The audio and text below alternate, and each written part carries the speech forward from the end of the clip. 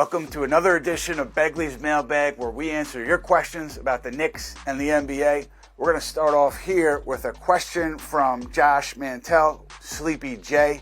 Sleepy wants to know, what big stars do you anticipate the Knicks going after in the offseason? And I think what happens in the postseason will factor heavily into who is available this offseason when you talk about big names. Like, does a team flame out early? Team that had high expectations flame out early? Does that cause a star to become disgruntled and try to figure out his way out of town? That's a lot of this, chessboard when you look ahead and you see, all right, who's going to be available for the Knicks? Regardless, to me, of what happens in the postseason, I'm always going to put Karl Anthony Towns on this list, this hypothetical list of stars the Knicks would be in on or go after in the offseason. I say that because of the ties between the organization and Towns, and also because the financial implications that Minnesota would be facing with all those big contracts they have on their books. Now listen, obviously if the Timberwolves win the NBA title, I don't think they're going to break up that roster because of financial reasons. But, if things happen in the postseason, let's say lose in the second round, whatever it is, the financial aspect has to be taken into account there. So that's why I'll always put Towns on that list of stars to keep an eye on. And everything else, whether it's Giannis Antetokounmpo in Milwaukee, Philadelphia, Joel Embiid, Donovan Mitchell, Cleveland, I think a lot of it is dependent on what happens in the playoffs. So that's something that you keep an eye on as you figure out an answer to that question of who's going to be available for the Knicks and who do they go after. Got a question here from Jason Kopp. Jason says, is it possible Tibbs won't play Bogdanovic in the future because of his defensive shortcomings? I'm going to go out on a limb here and say no, that is not within the realm of possibility, because the Knicks knew exactly what they were getting in Bojan Bogdanovic when they made the deal with Detroit. So I think all of the factors here were considered and put on the table before they made that deal. And Tom Thibodeau knows the player that he's getting.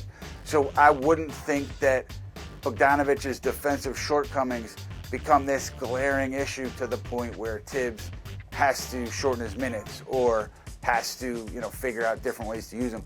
I can only assume that the Knicks, well aware of Bogdanovic's defensive ability, and they took that into account when they made the deal, and I would assume that they've kind of schemed out ways to cover up for Bogdanovic on that end and accentuate his strengths on the offensive end. Obviously, if that's not the case, that's a big problem, but I would assume that no, there's not a scenario where Bogdanovic's minutes would get cut, his role would get cut because of whatever's happening on the defensive end. Oguagua Muse wants to know, what do we do if Randle has a setback and is injured yet again for the postseason? Now, it's possible, right? He's dealing with the shoulder. The shoulder, I don't think, is going to be 100% when he comes back. But this is why you trade for depth if you're the Knicks. I don't think this was the chief reason they made these deals, but Bojan Bogdanovic gives you insurance if Julius Randle is unavailable. You have depth on this roster, players who can slide in to that 4 spot, maybe OG Anunoby, others, if Julius Randle does have that setback. So I think one of the benefits of bringing on Bogdanovic is it gives you that insurance piece if Randle is unavailable. And again, there's optimism that he will be, but I don't think you're clear of anything until he gets back on the court and he's able to perform with the shoulder in whatever state it is. So it's a good question. It's something to think about. It's something I am sure the Knicks have thought about internally as they approach the deadline and beyond here. I have a question here from Julius Division. Julius has a question about Precious Achuiwa, and Julius wants to know, what are the Knicks thinking about Precious's restricted free agency, and would he only be brought back if they decided to trade Mitchell Robinson or not re-sign Isaiah Hartenstein?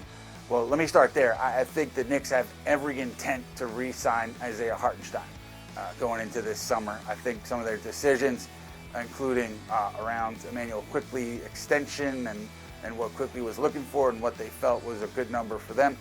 I think going back to that date, they had been looking at things through the prism of we want to re-sign Isaiah Hartenstein. So I think that's a goal, and I do think you're right. I think when you look at this center position, you've got Mitchell Robinson, 4 years, I believe $60 million. Hartenstein could be 4 years, around $70 million. Could you then invest more money in a third center, like a Precious Achuiwa, who will be a restricted free agent? I can't see it. I mean, he's played really well for this team, and it would be tough, I think, for everybody involved to see him walk this summer. But unless you're trading Mitchell Robinson, unless you are not re-signing Isaiah Hartenstein, I can't see you paying market value for what Precious Achuiwa will have earned in the market for a third center. It doesn't make sense roster-wise. That'll do it for this edition of Begley's Mailbag, but keep those questions coming because we will have another edition for you coming up later in the regular season.